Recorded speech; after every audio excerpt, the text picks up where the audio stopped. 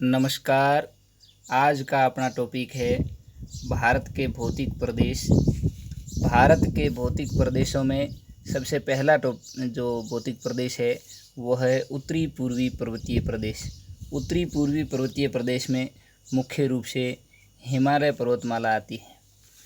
सबसे पहले हम पढ़ेंगे हिमालय पर्वतमाला की उत्पत्ति। हिमालय पर्वतमाला की उत्पत्ति टर्शरी युग में, या जिसको तृतीय कल्प कहते हैं, टर्शरी युग में इसकी उत्पत्ति हुई है। इसकी उत्पत्ति दो प्लेटों के आपस में टकराने से, एक तो है इंडो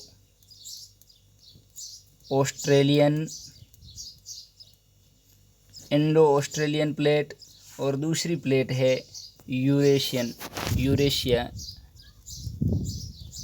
इन दो प्लेटों के आपस में टकराने के परिणाम स्वरूप जो इंडो ऑस्ट्रेलियन प्लेट है वह मुड़ने से इस पर्वतमाला की उत्पत्ति हुई है।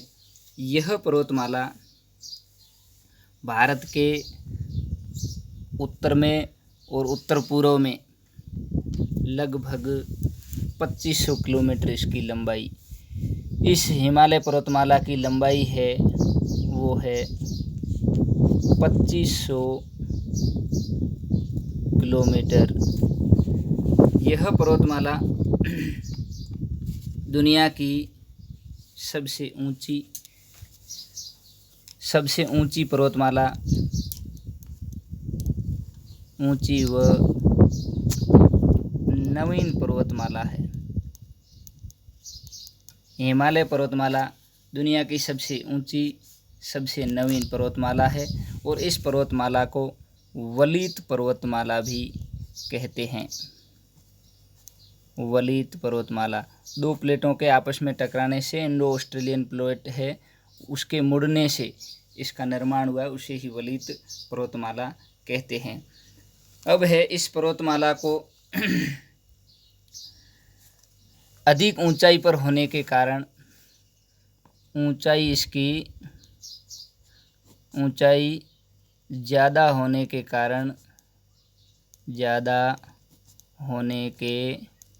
कारण इसका अधिकांश भाग बर्फ़ से ढका रहता है। इसके कारण ही इसको हिमालय कहते हैं। हिमालय शब्द हिम धन आलय, हिम कहते हैं बर्फ़ को, आलय कहते हैं घर को। बर्फ़ का घर हिमालय, इसको ही हिमालय इसलिए कहते हैं, ज़्यादा इसके ऊपर बर्फ़ से ही आच्छादित रहती है, हिमाच्छादित। इस हिमालय पर्वतमाला को 4 समानांतर श्रेणियों में बांटा गया है। सबसे पहला है वो है ट्रांस हिमालय। दूसरी जो श्रेणी है उसको कहते हैं हिमाद्री या वृहत हिमालय। तीसरी श्रेणी है इसको लघु हिमालय या मध्यम हिमालय। और चौथी जो श्रेणी है इसका नाम है शिवालिक हिमालय। इन चारों श्रेणियों की लंबाई 2500 किलोमीटर। इस हिमालय पर्वतमाला की कुल चौड़ाई 650 किलोमीटर है। इस ट्रांस हिमालय हिमालय का जो पहली श्रेणी है ट्रांस हिमालय, यह ट्रांस हिमालय जिसका कुछ भाग भारत में है, जिसमें लद्दाख, जास्कर पर्वत और काराकोरम,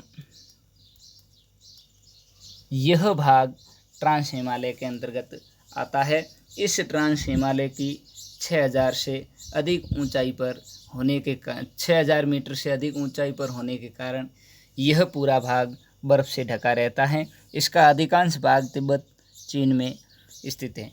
दूसरा हिमालय का भाग है हिमाद्री हिमालय। इसकी ऊंचाई है वो 6000 मीटर के लगभग है।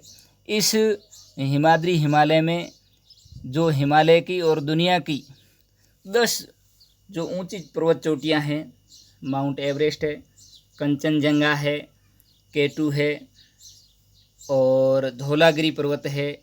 इस प्रकार की जो पर्वत चोटियाँ हैं वो इस हिमालय में स्थित है। और दुनिया की सबसे ऊंची चोटी जो माउंट एवरेस्ट, जिसकी ऊंचाई 8,848 मीटर है, यह इस ट्रांस हिमालय में स्थित है। तीसरा आता है लघु हिमालय या मध्यम हिमालय।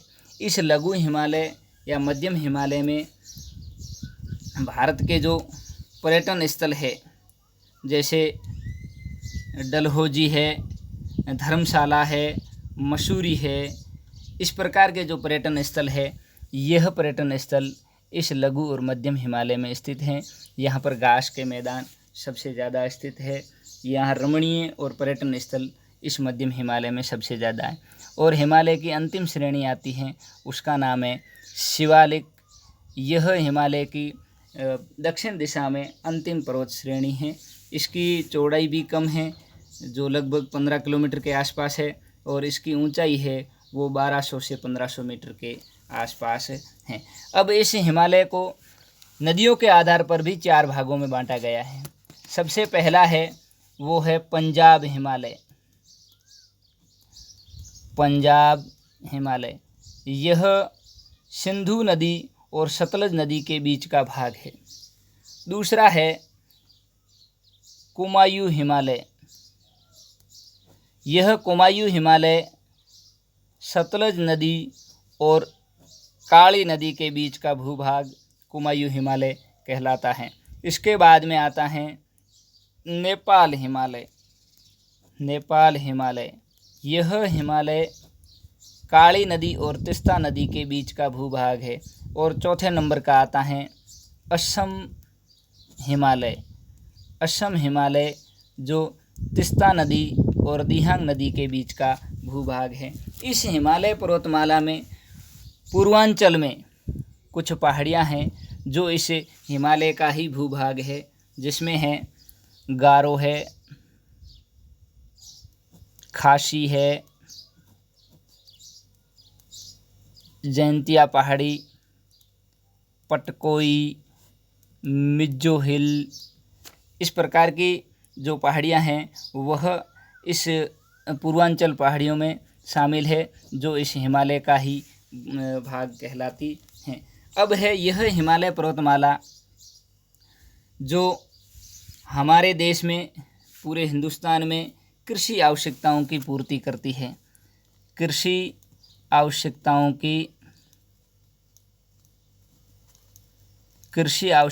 की पूर्ति पूरे भारत में हिमालय पर्वतमाला करती है। इस भारत में उत्तर और उत्तर पूर्व भाग में बहने वाली अधिकांश नदियाँ इस हिमालय पर्वतमाला से निकलती हैं। इस हिमालय पर्वतमाला से निकल करके यह पूरे भारत में उत्तरी और उत्तरी पूर्वी भूभाग में और भारत के विशाल मैदान में ये जल का सतत रूप से पूर्ति करती रहती हैं। इस हिमालय पर्वतमाला की बनावट, इसकी बनावट या स्थिति कह सकते हैं। इसकी स्थिति इस प्रकार है कि हिंद महासागर से आने वाली पवनों को यह हिमालय पर्वतमाला रोक करके पूरे भारत में वर्षा कराने में सहायक है। इस हिमालय पर्वतमाला का यह हमारे लिए सबसे लाभकारी। दूसरा है जो उत्तरी ध्रुव या साइबेरिया से आने वाली ठंडी हवा। इस ठंडी हवा से हमारे भारत में आने से ये रोकती हैं, इसलिए यह हमारी ठंडी हवाओं से भी सुरक्षा करती हैं। यह जल संपदा से यह पूरा मैंने जो पहले आपको बताया कि यह बर्फ़ से आच्छादित रहता है, बर्फ़ से ढका रहता है, इसीलिए ये जल संपदा से भरा यह पूरा हिमालय प्रदेश, इससे निकलने वाली जो सदावाहिनी नदियाँ, इसके ऊपर बनाए हुए विभिन्न प्रकार के बांध, वह बांध हमारे भारत में बिजली, सिंचाई और पेयजल की सुविधाओं को उपलब्ध कराते हैं। इसलिए इसको बहुउद्देशीय नदी घाटी परियोजनाओं का जनक भी हिमालय को ही कहा जाता है। यह वन संपदा, इस हिमालय में सबसे अधिक वन वन संपदा से परिपूर्ण यह भूभाग हमारे लिए बहुत ही लाभकारी है।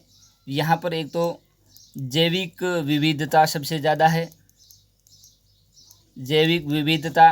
दूसरा है विभिन्न प्रकार की जो औषधि है, जड़ी बूटियाँ, यह जड़ी बूटियाँ भी इस हिमालय पर्वत में अधिक मात्रा में प्राप्त होती हैं। इस हिमालय की ढलानों में चाय व कॉफ़ी के बागान या खेत यह भी इस हिमालय में स्थित हैं। इनकी जो हिमालय की घाटियाँ हैं, इन घाटियों में, हिमालय की घाटियों में फूल, फल तथा सब्जियां भी बहुतायत में प्राप्त होती हैं। इस हिमालय पर्वतमाला में अधिक वन है और वनों की अधिक कटाई होने के कारण, वनों की कटाई अंधाधुंध हो रही है। इस वनों की कटाई के कारण यहाँ पर भूस्खलन की घटनाएं ज़्यादा घटित हो रही हैं। तो यह आज का हमारा टॉपिक था, भारत के भौतिक प्रदेश का पहला भाग, उत्तरी पूर्वी पर्वतीय प्रदेश। इससे अगला अपन पढ़ेंगे उत्तर का विशाल मैदान। जय हिंद, जय भारत।